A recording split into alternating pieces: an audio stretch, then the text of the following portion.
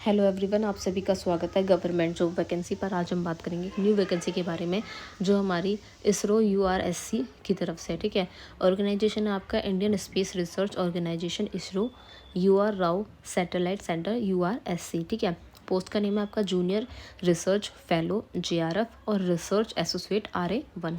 Number of vacancies इसमें आपकी 23 हैं।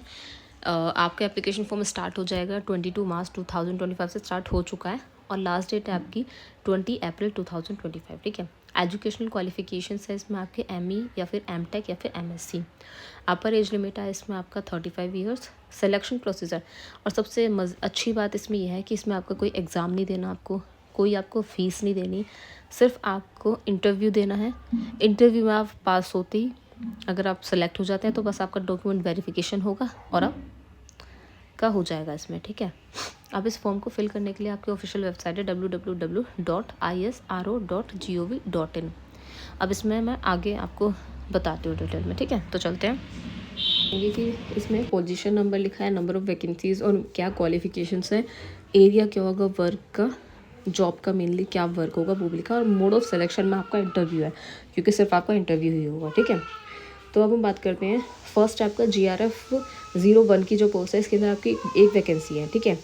इसके अंदर आपका जो है क्वालिफिकेशंस आपकी क्या चाहिए, अगर आपने ME करी है या फिर MTech करा है या फिर MSc इंजीनियरिंग करी है, ठीक है, या फिर कोई भी इक्विवेलेंट पोस्ट ग्रेजुएट डिग्री करी है इन माइक्रो इलेक्ट्रॉनिक्स में, तो इसमें आपका क्या वर्क होगा, इसमें आपका होगा micro circuit assembling and packaging का वर्क होगा। ECAD software for layout designing of micro circuits का, या फिर हाइब्रिड माइक्रो सर्किट्स या फिर मल्टी चिप मॉड्यूल्स, और advanced micro electronics packaging technologies for high speed, high power, high density and high reliable applications, और thin and thick film processes for realization of high density interconnection substrates, ठीक है। अब बात करते हैं JRF 02 की। इसके अंदर भी आपकी एक वैकेंसी है। इसमें अगर आपने ME MTech MSc इंजीनियरिंग और इक्विवेलेंट पोस्ट ग्रेजुएट डिग्री करी है कंप्यूटर साइंस में या फिर इंफॉर्मेटिव टेक्नोलॉजी, ठीक है, की है, तो इसमें आपका क्या वर्क होगा, यूज़र इंटरफेस डेवलपमेंट का और modelling of mission analysis packages, ठीक है। नेक्स्ट आपका JRF 3, इसके अंदर भी एक वैकेंसी है आपकी। इसमें क्या ME MTech या MSc इंजीनियरिंग की है आपने, या फिर कोई भी इक्विवेलेंट पोस्ट ग्रेजुएट डिग्री की है कंप्यूटर साइंस में या फिर इंफॉर्मेशन टेक्नोलॉजी में या फिर कोई भी इक्विवेलेंट स्कीम, तो इसमें आपका वर्क क्या होगा, ठीक है। तो वर्क क्या होगा हम देखते हैं, वो था हमारा development of telemetry and tele command software packages for spacecraft operations, ठीक है। नेक्स्ट है JRF 4। JRF 4 में आपकी 2 पोस्ट है, वैकेंसीज़ हैं, ठीक है। इसके अंदर आपने ME किया हो या फिर MTech किया हो या फिर MSc इंजीनियरिंग की हो या फिर कोई भी इक्विवेलेंट पोस्ट ग्रेजुएट डिग्री की हो इन पावर इलेक्ट्रॉनिक्स में, ठीक है। तो इसमें आपका DC कन्वर्टर डेवलपमेंट वर्क देख रहे हैं आप इसमें हम, ठीक है, और 100V पावर बस डेवलपमेंट।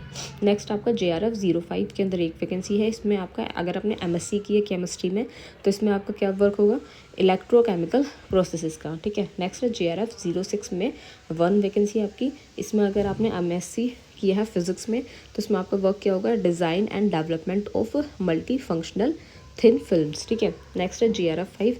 JRF 5 में अगर आपने ME किया है या फिर MTech किया है या MSc इंजीनियरिंग किया है या इक्विवेलेंट कोई भी पोस्ट ग्रेजुएट डिग्री की है इन थर्मल इंजीनियरिंग में या फिर थर्मल साइंस में एंड इंजीनियरिंग में या फिर thermal science and energy systems या फिर हीट ट्रांसफ़र इन एनर्जी सिस्टम और या फिर कोई भी इक्विवेलेंट, तो इसमें आपका वर्क होगा numerical modelling of active thermal devices, analyse करना एक्सपेरिमेंटल डाटा को फॉर AI या फिर ML, डेवलपमेंट करना डाटा ड्रिवन मॉडल्स को यूज़ करना, ऑप्टिमाइजेशन टेक्निक्स को यूज़ करना, टूल्स को such as MATLAB UGNX TMG etcetera, ठीक है। यूज़ ऑफ प्रोग्रामिंग लैंग्वेजेस का यूज़ करना, VC++, Python, Java, SQL etcetera, ठीक है। नेक्स्ट है JRF 508। इसके अंदर आपकी एक वैकेंसी है। इसमें अगर आपने ME MTech या फिर MSc इंजीनियरिंग किया है या फिर कोई भी इक्विवेलेंट पोस्ट ग्रेजुएट डिग्री करी है इन मैकेनिकल इंजीनियरिंग में या फिर एरोस्पेस इंजीनियरिंग में, तो इसमें आपका वर्क होगा reliability modelling of engineering system, failure theories, life testing and environmental testing, statical distribution and optimisation और रिस्क असेसमेंट, ठीक है।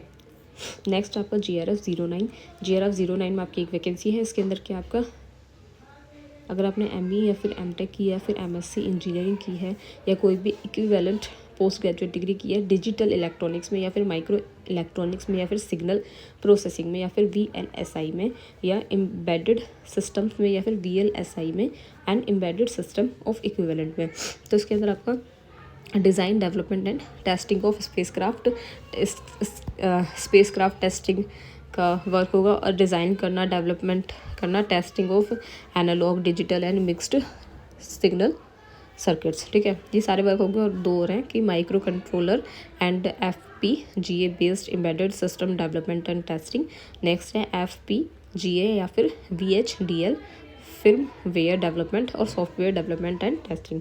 नेक्स्ट आपका GRF 10 में आपका एक वैकेंसी है। इसमें क्या, अगर आपने ME की है या फिर MTech की है या फिर MSc इंजीनियरिंग की है या फिर इक्विवेलेंट पोस्ट ग्रेजुएट डिग्री की है मैकेनिकल इंजीनियरिंग में या फिर मशीन डिज़ाइन और इक्विवेलेंट में, तो इसमें आपका वर्क होगा डिज़ाइन करना मैकेनिकल एलिमेंट्स को स्ट्रेस एनालिसिस को यूज़ करके फाइनाइट एलिमेंट्स मेथड्स का, कैनेमेटिक का and dynamic analysis of mechanism और 3D modelling software tools and analysis tools. Next आपका GRF 11 में आपकी एक वैकेंसी है। इसके अंदर आपका, अगर आपने ME या फिर MTech की या फिर MSc इंजीनियरिंग की है और इक्विवेलेंट पोस्ट ग्रेजुएट डिग्री की है यूरोस्पेस में या फिर एरोनॉटिकल में या फिर मैकेनिकल में या फिर स्ट्रक्चरल इंजीनियरिंग और इक्विवेलेंट, तो इसके अंदर वर्क है आपका computer aided modelling and analysis of structures using finite element methods, low velocity high velocity impact या फिर shock analysis, flexible structure dynamic analysis करना और नॉन लीनियर एनालाइज करना स्ट्रक्चर्स का।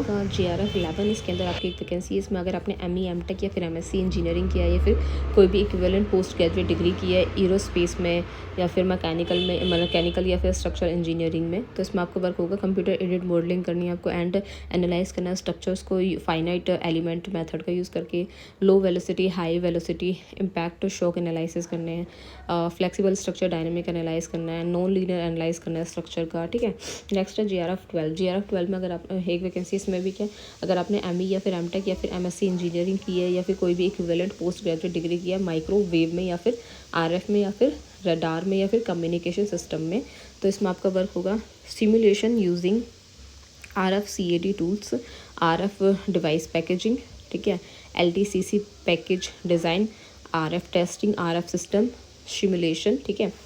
नेक्स्ट आपका GRF 13 में आपने अगर ME किया है फिर MTech किया फिर MSc किया है इंजीनियरिंग में और या फिर इक्विवेलेंट पोस्ट ग्रेजुएट डिग्री की है इंजीनियरिंग फिजिक्स में या फिर अप्लाइड ऑप्टिक्स और इक्विवेलेंट में या फिर इंटीग्रेटेड MTech और MTech इन ऑप्टिकल इंजीनियरिंग, तो इसमें आपको वर्क किया डेवलपमेंट करना सेगमेंटेड मिरर ऑप्टिक्स का, characterisation of mirror segment using different test methods, alignment of segments to form large size telescope mirror and evaluation करना सिस्टम परफॉर्मेंस का, ठीक है। नेक्स्ट है GRF 14 में अगर आपने ME किया है फिर MTech किया है फिर MSc इंजीनियरिंग की है या कोई इक्विवेलेंट पोस्ट ग्रेजुएट डिग्री की है अप्लाइड फिजिक्स में या फिर मटेरियल साइंस में या फिर मटेरियल इंजीनियरिंग में या ऑप्टो इलेक्ट्रॉनिक्स में, ठीक है, तो इसमें आपका THZ डिटेक्टर मटेरियल में स्टडी करनी है and characterisation lithographic micro antenna for THZ या फिर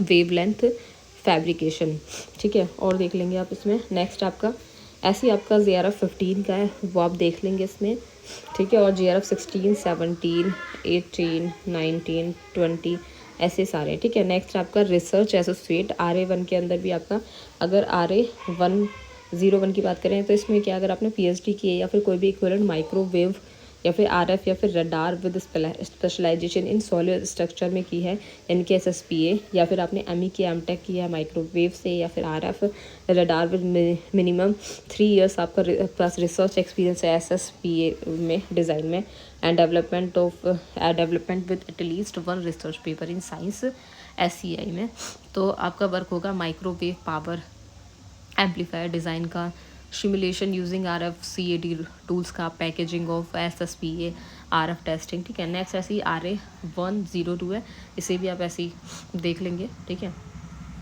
अब आगे चलते हैं।